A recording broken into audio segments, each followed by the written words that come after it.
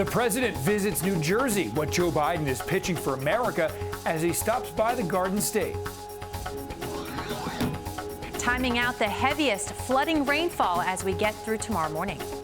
And Halloween's upon us. New York Live shares the perfect spots in the city to celebrate with the whole family. This is News 4 Now for October 25th. I'm Adam Cooperstein.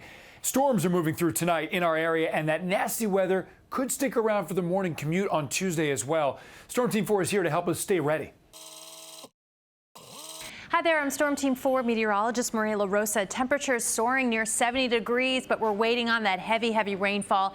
Anticipating that, several inches of rainfall by late Tuesday. We're looking at that flash flood watch going to effect this evening, basically for our entire area. Timing it out after the brief break we had during the afternoon. Showers and even a few thunderstorms possible heading into the evening. By the time we get to the overnight, it's all of that heavy rain taking over and continues through much of the day tomorrow. So we start off fairly quiet, the showers, thunderstorms surging northward, and then you see the area of low pressure develop. That throws the heavy rain around starting really tomorrow morning and then continuing with showers, periods of rain throughout the day. The winds, while light for the most part through the evening, really pick up in intensity as we get through tomorrow morning and especially into the afternoon. So expect those gusts anywhere from 30 to 40 miles per hour. Well, President Biden is back at the White House after visiting New Jersey, touting his economic plan and an infrastructure bill that he says will help the Garden State. The president visited a transit maintenance facility in Kearney Monday morning. Governor Phil Murphy was on hand with the president to break ground on the new Portal Bridge replacement. It stretches between Newark and Penn Station, and lawmakers have wanted federal funding for it for years. It's notorious for getting stuck, stranding passengers on the Northeast Corridor. If passed, a bipartisan infrastructure bill would include funding for the Gateway Tunnel project, and that includes 2 new Hudson River tunnels and repairs on the 100-year-old plus tubes damaged by Superstorm Sandy. Other stops for the president, a school in Plainfield pitching universal pre-K, which is part of his $2 trillion economic bill that also includes money for fighting climate change and for funding new social programs. The president is now hoping Democrats, who have been divided about this, can reach an agreement on the Build Back Better plan by Thursday. Vice President Kamala Harris, meanwhile, will be in Harlem next week to honor those who have dedicated their lives to fighting for civil rights and social justice. Harris will deliver the keynote address at National Action Network's 30th anniversary celebration.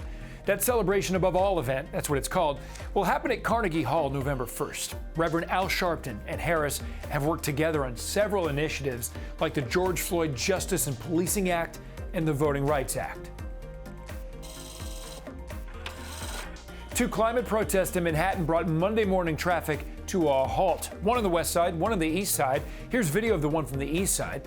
Protesters laid down on the FDR between 8:30 and 9:30 in the morning. Demonstrators were chained to each other, and they also used other vehicles to shut down the busy highway.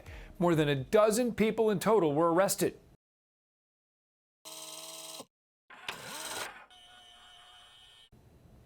On the west side near 34th Street, a similar scene. At least 15 people were arrested after protesters blocked the road there. Both protests called for lawmakers to act now on climate change. And we talked to organizers about why they used this demonstration to get that message across. Because you need to get Biden to pay attention to what's happening and get Biden to fulfill his promise. Biden promised to cut emissions in half by 2030, and now the legislation that can make it happen, everything that is hanging on the future of life on planet, is hanging on what's happening in the Congress, and that's being negotiated down. Organizers say they're going to continue to put pressure on the president to be more aggressive, like he promised, they say, about climate change.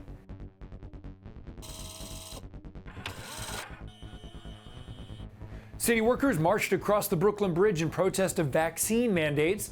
The group is opposed to Mayor de Blasio's COVID vaccine mandate for city workers. It's the second protest against vaccine mandates in as many days. Sunday, demonstrators gathered outside Barclays Center to protest the Nets not allowing Kyrie Irving to play because of his refusal to get vaccinated. Some of the protesters even pushed through barricades all the way to the main doors of the arena. Halloween is this weekend. You do not need to leave the city, though, to have a little fun. New York Live shows us the best New York neighborhoods to visit for a spooky good time. The suburbs might think they have a lock on Halloween, but let me tell you, New York City is pretty spectacular. So if you're looking for some ways to celebrate safely, or you just want to get into the spirit early, we have got you covered. Actually, I should say, she has got you covered. I am here with Bethany Braun-Silva, a lifestyle and parenting expert, and you have put together a Halloween hit list for us. Yes, I have. So parenting in New York City is my jam. Yeah, and I've already cheated and done some of the things that you're going to tell us to do today. So where are we starting? We are at Industry City, which is in the heart of Sunset Park in Brooklyn. Take your Halloween photos here, get dressed up, you're outside. If you get hungry, there's tons of places to eat and shop too. If you're gonna go trick-or-treating, you wanna check out the Halloween sites, you have to go to Carroll Gardens, which is Cobble Hill adjacent. And the neighborhoods themselves are known for these great brownstones. So you have just like ample real estate to just go all out like this house did here. The man, Phil, who owns the house, said he gets over like 800 to 1,000 trick-or-treaters here Halloween night. So definitely put this on your list. Maybe try to hit it up on the early side just to make sure you don't miss a thing. Bethany, I know we're talking neighborhoods, but if people are looking for day trips and things to do, what do you got on your list? Governor's Island Pumpkin Patch is back and better than ever. It feels like miles and miles of pumpkins for them to choose from. It does. And then, of course, the great Jack-o'-lantern blaze on Long Island. I'm so excited about that because it wasn't always in Long Island. I think it's back. I think it's either second or third year. It is, and also I would say buy your tickets now because it sells out. And then the only corn maze in the city is at the Queens County Farm. And there is no way we could talk about over-the-top Halloween decor without talking about Dyker Heights. So tell me about this iconic neighborhood. It really is an iconic neighborhood, and in the past it really was known for the Christmas lights, but they stepped it up year after year for Halloween decor, and this year is no exception. You can go anywhere from 79th to 86th on 11th, 12th, or even 13th Avenue, and you will see tons of amazing houses. Oh my gosh. Okay, thank you so much for this list, Bethany. I feel like I've got some sightseeing to do in my own city. What's better than that? There is a stinky situation on the coast of Long Island. Seaweed on the beach is nothing new, but a large amount of it from Japan is now washing up, and residents say it smells bad. Large amounts of it can be found on the shore of Great South Bay, and too much of it can actually be toxic. News 4's Greg Sergel explains how it's getting here and what this means for wildlife and you. The seaweed's blood red color catches your eye, and its odor, we're told, can assault your nose. Yeah, you smell it. It smells like bad eggs. Luckily, Doug Wentz didn't face that stink today here in East Islip. Red seaweed was dotting the shore, but we encountered no smell. A relief to Rocco Panici during his daily stop here to enjoy the view. I sat here one day, and for a little bit, I couldn't take it no more myself. I had to get out of here. It's really terrible. That smell is apparently a dead giveaway that this is no ordinary seaweed. We only saw it for the first time about 3 years ago. It's only been in North America since 2007. Stony Brook Marine Sciences researcher Chris Gobler says the red seaweed comes from Japan, an invasive species probably brought here by boat.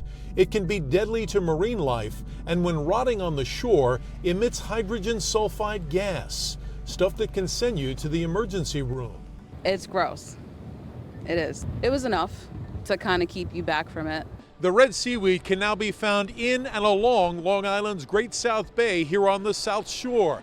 It's flourishing here, Gobler says, because of pollutants in our water. They find an environment they like.